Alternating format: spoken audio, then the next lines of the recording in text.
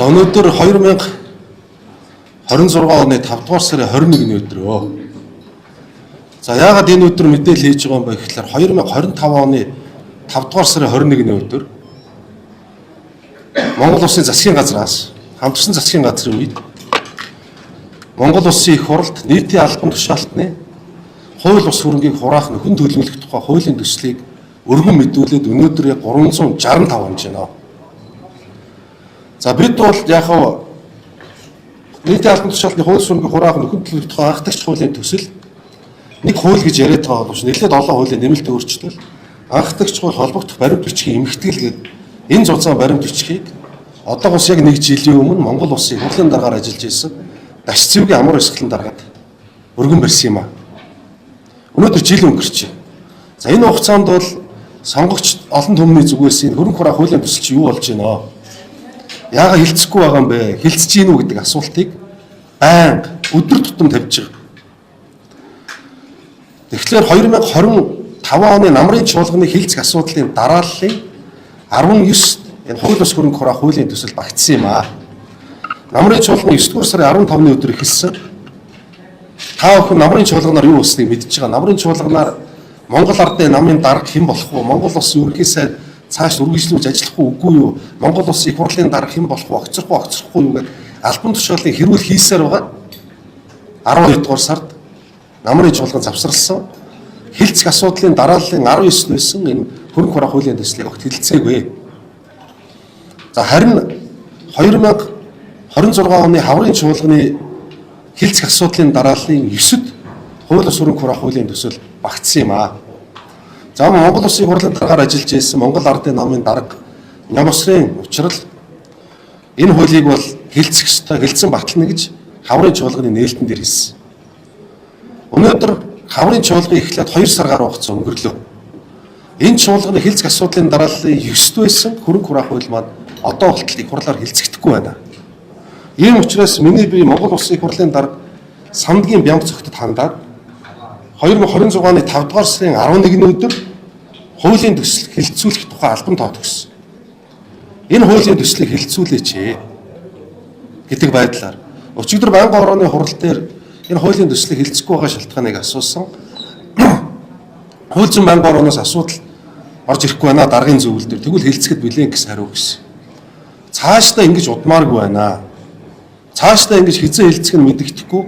Нэгэн өргөн барьсан хуулийн төслийг хилцээд хэн татгалцахын хэн эсрэг байгаа юм хэн дэмжиж байгаа гэдэг ил тод байр суурь илэрхийлээд энэ эрдэмтэн судлаачдын удаан хугацаанд хийсэн судалгаа энэ зүйлд үндэслэн энэ хуулийн төслийг яаралтай хилцүүлэх юм хүсэлтэй байгаа юм. Ийм учраас хуулийн төслийг өргөн барьсан 1 жилийн ойд энэ хуулийн төсөл 2 чуулганы хугацаанд ямар байдалтайгаар байна? Одоо ямар байдалтай байна? Их хурлын даргад ямар шаардлага өгсөн гэдэг энэ талаар олон нийтэд нээлттэй мэдээлэл өгсөн юм аа. Тэгээ та бүхэнд асуулт байвал хариулъя. Өнөөдөр бол дээгүүр барыг хэлж штеп. Үгсэн үеийн дарга болохдоо яаж хэлээ шууд ороод ирж. Тэр энэ хуулийн төслийг ингээ хоошоо шидээл байгаа та ямар хэлэх вэ? Шууд орж ирж байгаа хууль зөндөө байна шүү дээ. Аль нэг институцээс бүх институцээс орж ирж байгаа хууль зөндөө байна. Засгийн газар сая ердөө 7 хоногийн өмнө улсын хурл хилцгээс татгалцсан гадаад зээлийн уцаасан гадаад зээлийн хуулийн төслийн өнгийг өөрчлөө шууд өргөн барьж байна. Манай Бямб цогтаар дэгийн тухайн хууль ярьж байсан шууд одоо ингээл хилцээд эхэлж байна.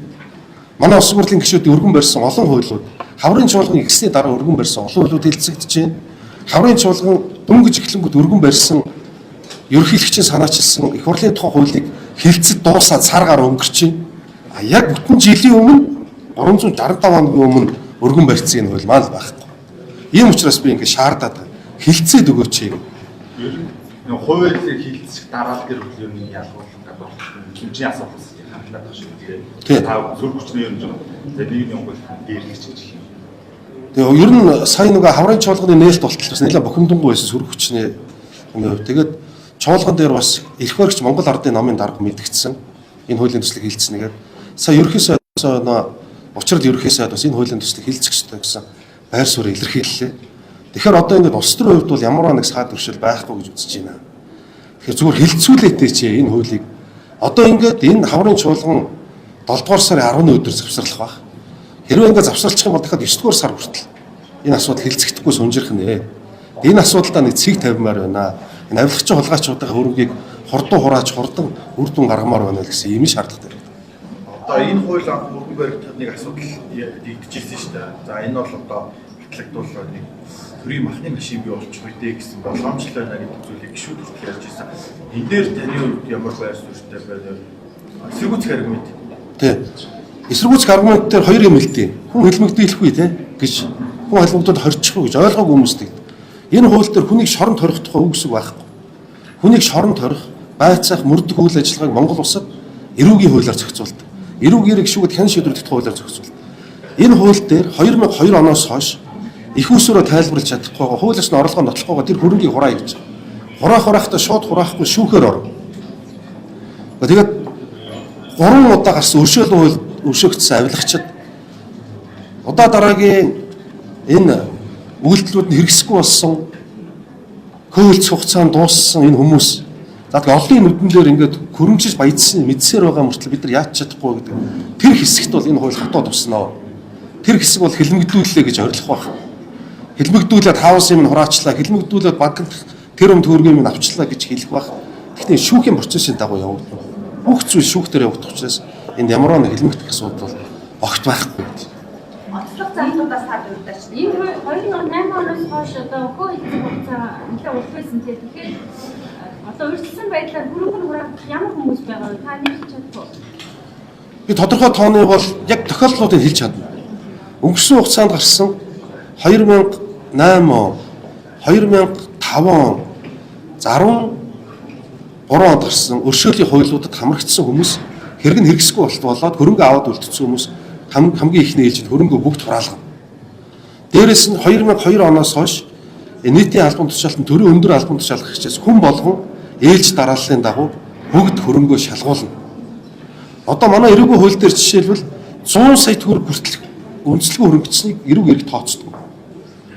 Хүнийг шалгалаад 99 сая төгрөгийн үндэслэгийн хөрөнгө гараад ирлээ гэвэл манай хуулиар хураах нөхцөл байхгүй. Тэр хүнд нь үлдээ.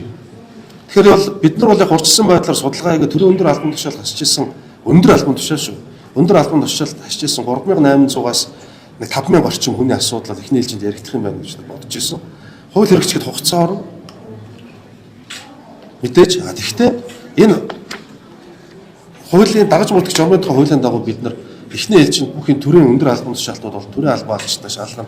Яг хууль хилцэл эхэлчмээр хилцүүл одоо жишээлбэл төрийн энэ одоо бус албаагч хамгаалгаа. Эхлээд энэ төрийн өндөр албан тушаалтнуудаа шалгахчээ гэдэг ийм шийдэл хэлж байгаа гишүүд байгаа. Энэ бас болно. Улсын хурлын гишүүн, сайд, төрийн өмч компани дарга, төрийн нарийн бичгийн дарга, за одоо бүх шатны бүх аймгийн засаг дарга, нийслэлийн засаг дарга гэдэг юм уу. Энэ албан тушаалд сонгуулийн ерөнхий орон, улсын дээд шүүх, улсын ерөнхий прокурор гэдэг энэ бүх албан тушаал хичээсэн хүмүүсийг бас ихний ээлжид шалгах гэсэн санаачлаг гарч байгаа. Энэ болгоныгаа гол нь хилцүүлэхт л оруулмаар байна. Гişүүд л хоорондоо ярилцмаар байна. Төлөөний хүн гэх нэг юм. Нэр томьёолж шүү дээ. Энийг тайлбарлаж байна. Ямар хүн за төлөөний хүн гэж энэ ойлголт ингэж оруулсан юм аа. Одоо манай улс төрчдийн хажууд ингээд гэмгүү дүү хамаатан садны биш нэг аж ахуйг эрхлэн хөтлж явуулдаг хүн мундаг амжилттай бизнесмен энэ байна. Бүгд мэддэг. А энэ нөгөө тэр гишүүний компани тендер авсан байна. Тэднийх нь Эрдэнтийн тендер авсан байна. Тэд нар сургууль барих, тэд нар эмнэлэг барих тендер авсан байна гэдэг бүгдээрээ мэддэг. Тэгсэн мөртлөө тэр нь тусдаа компани яваад байдаг, төрөвч нь болсон. Хамаатан садан биш байдаг, өөр газрын дансанд ороод байдаг. А тэгсэн мөртлөө тэр улс төрчдийн хүч нөлөөллийг ашиглаад тэнд мөнгө хийгээд жирийн иргэдийн боломжийг хулгайлаад байгаад байдаг. Тэр улс төрчийг бүх талаар дэмждэг. Энэ хүмүүсийг бол төлөөний хүн гэдэг ангилалд нь оруулъя. Тэгээ хууль бусаар тендер аваад тэд нар төлөөний хүмүүс хөрөнгө орлогоо тайлбарлаж чадахгүй байгаа гэвэл улс төрчтэй хамаарал бүхий гэдэг нь нотлогдчихвэл тэр хөрөнгөний хураая гэж энэ хуулийн төсөл дээрээс нь авилгын гэмтэргийн субъект болгоё гэж бид нар оруулсан. Тэгэхгүй бол нэг л ихтэй бизнес хийдэг ах トゥ мундаг сайхан хүмүүс эсвэл манай хураах байгаа хэл гэдэг бүгдээрээ мэддэг хөрөнгө нь энд байгаа гэдэг. Тэр хүн хамаг тендер аваа явдаг, жирийн иргэдийн боломжийг булаагаа авдаг. Энийг болов яа л гэсэн. Төлөөний хүн гэдгийг яаж тодорхойлох вэ? Төлөөний хүн гэдэг тодорхойлтыг хийсэн. Төлөөний хүн гэдэг бол тухайн улс төрч өндөр албан тушаалтны хүч нөлөөг ашиглаж хөрөнгөчсөн. Тэрийг тайлбарлаж хууль ёсны орлого гэдгийг тайлбарлаж чадаагүй. Тухайн улс төрчийн бусад үйл ажиллагааг санхүүжүүлдэг. Энэ тодорхойлтын дагуу бид нар төлөөний хүн гэж оруулсан. Яг энэ дээр бол эсрэг саналууд бас гарч байгаа. Тэгээ би дахиад хэлэхэд энэ хуулийн төсөл зас сайжруулах өөрчлөх юмнууд байж болно.